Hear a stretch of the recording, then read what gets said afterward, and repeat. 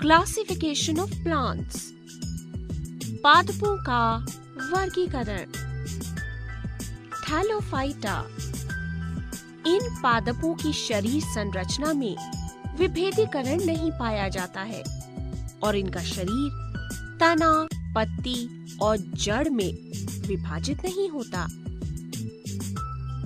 Ulothrix, spirogyra, Alva तथा कारा इसी वर्ग के पादप हैं और इनका शरीर तना, पत्ती और जड़ में विभाजित नहीं होता। ब्रायोफाइटा, ब्रायोफाइटा वर्ग के पादप जड़, तना तथा पत्ती तो होते हैं, लेकिन इनमें पदार्थों के संवहन के लिए विशिष्ट ऊतक नहीं होते। फ्यूनेरिया या मॉस तथा मार्केशिया इसी प्रकार के पादप हैं। टेरिडोफाइडा वर्ग के पादप जड़, तना तथा पत्ती में विभाजित होते हैं और साथ में इनमें पदार्थों के संवहन के लिए ऊतक भी होते हैं। मार्सिलिया, फर्न, हॉर्सटेल इसी वर्ग के कुछ पादप हैं।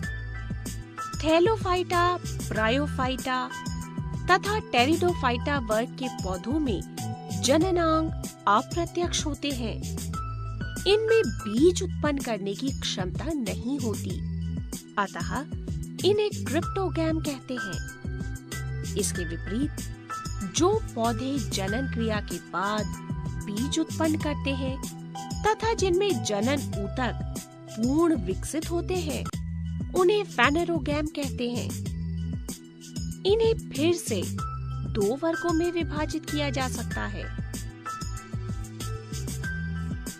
जिम्नोस्पर्म यानी नग्न बीजी पादप, जिनका बीज फल भित्ति से नहीं ढका होता है। ये पौधे बहुवर्षीय, सदाबहार तथा काष्ठीय होते हैं।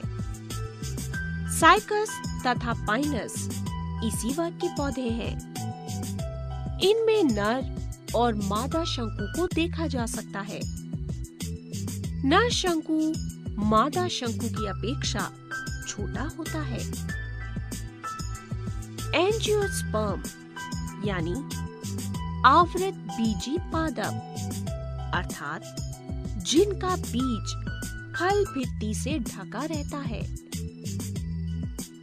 बीजों का विकास अंडाशय के अंदर होता है, जो बाद में फल बन जाता है। भोजन का संचय बीज पत्र या भ्रूण पोष में होता है।